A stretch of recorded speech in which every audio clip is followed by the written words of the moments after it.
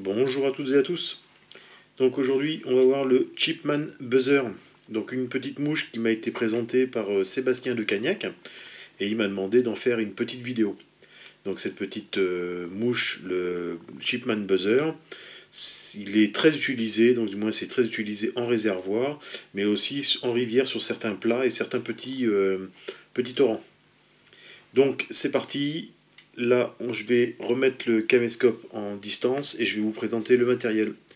Allez, go!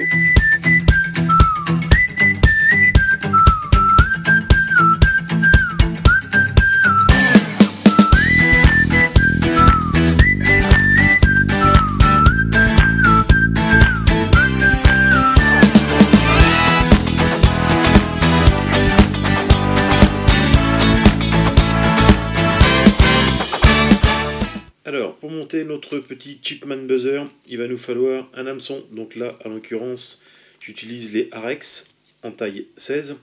Donc ils sont un petit peu plus forts de fer que les Hens ou les Castor en 301, les Daoku en 300, non, 101, Castor en 101, Daoku en 301.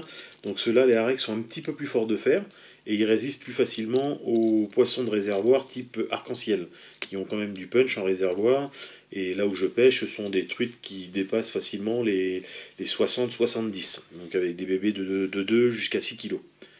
Donc voilà, pour ça, il va nous falloir aussi un fil de montage. Donc là, j'utilise le blanc. Et pour finir la tête, bien sûr, j'utiliserai un feutre noir. Pour le petit tag à l'arrière, nous allons utiliser une fibre de paraposte, para-wing. Donc j'utilise en blanc, en gris un peu passé, et aussi en marron. Voilà, ça me permet d'avoir plusieurs types de couleurs. Après, pour le corps, il va nous falloir un tencel. Donc là, on va utiliser un tencel, le PB45 de chez Hens, qu'on utilise beaucoup en perdigone. On va utiliser aussi du dubbing. Alors là, je utilise du dubbing, donc je vais vous en sortir un petit peu, parce qu'avec le reflet, c'est pas facile. Voilà, couleur vert olive. Donc cette couleur-là, je l'ai trouvée que chez Caleri. Voilà, c'est du dubbing à poil long. Et j'utilise aussi une autre couleur que j'aime bien, que j'adore. Donc c'est le marron. Alors c'est du poil de phoque, donc écureuil, et poil de renard, les deux mélangés. Et ce petit mélange-là, on le trouve chez Fusion Fly Fishing, Eric Lelouvier. Allez, c'est parti, je vais mettre un plan plus rapproché pour le montage.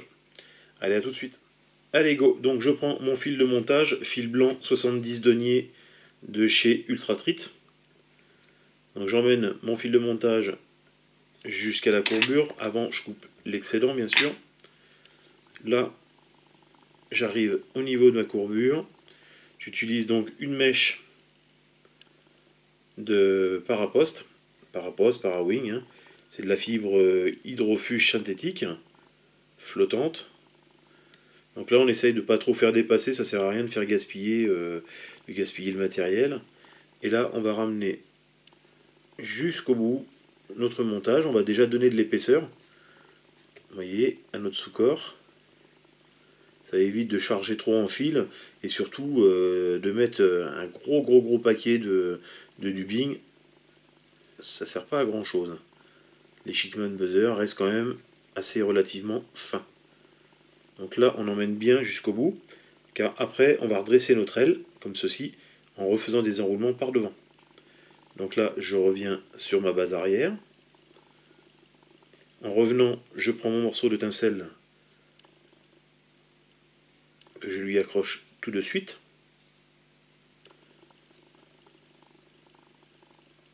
Voilà. Ici, on va utiliser un peu de poids. Et tout à l'heure, je l'ai fait en vert olive. Et donc là, je vais vous le faire en dubbing de phoque. Donc phoque écureuil, donc de renard et d'écureuil. Donc là, hop, on en glisse tout le long, comme ceci. Ça sert à rien de charger tout d'un coup. Il vaut mieux y aller petit bout par petit bout. Alors, comme d'habitude, hein, je ne charge pas trop à l'arrière. Puis après, ben, j'y vais tranquillement et doucement en remontant. Hop, de temps en temps, je recontinue de vriller et je tends mon dubbing. Voilà, là on va remettre une petite couche. Et on y va petit bout par petit bout. Et on essaie d'être régulier, comme me disait Sébastien, jusqu'à l'œillet devant. Voilà, on essaie d'avoir la même couche et la même régularité.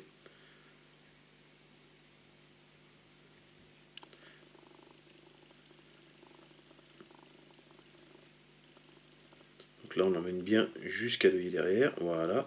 Le surplus, on l'enlève. Comme ceci.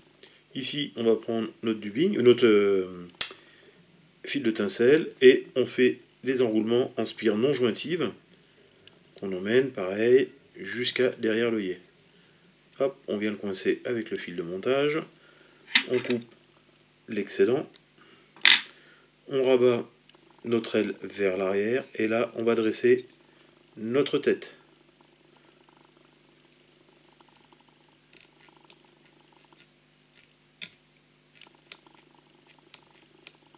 Alors, en faisant bien attention de ne pas aller boucher l'œillet non plus. Voilà. Je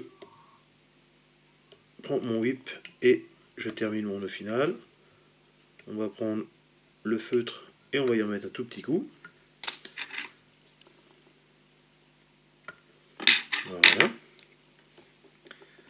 Un petit coup de feutre sur la pointe.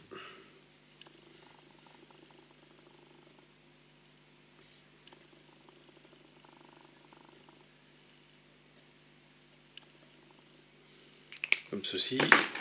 Je prends une goutte de cyanolite pour sécuriser le tout. Et je vais tirer un peu mon aile parce que là elle est trop rabattue en arrière. Donc je vais la tirer pour qu'elle soit un peu plus droite. Comme ceci. Voilà. Et là bien sûr, on va finir par une goutte de cyano tout autour du montage.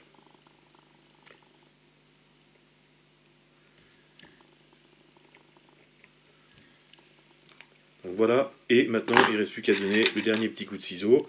Donc là derrière allez, vraiment pas beaucoup, hein, 2 mm grand maximum, vous voyez, un tout petit toupet à l'arrière, et une aile un tout petit peu plus grande. Alors pas ça sert à rien d'avoir une grande aile comme ça, il faut juste avoir une petite aile, on va dire, si on est à 2 derrière, on va mettre à 3-4 devant, quoi. Voilà, comme ça on le voit bien sur l'eau, et en même temps, ça nous permet de garder une bonne flottaison. Et après, au bord de l'eau, ben, je graisse les deux toupets ici. Très peu sur le dessus, mais surtout les deux toupets. Et après, ben, ça dépend. Enfin, quand je suis en réservoir, je graisse que les deux toupets. Et quand je suis en rivière, ben, je graisse toute la mouche. Voilà.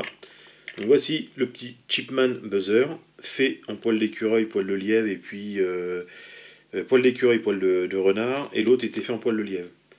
Donc voilà les petits Chipman Buzzer. Tout simple, rapide et efficace. Bon montage à tous!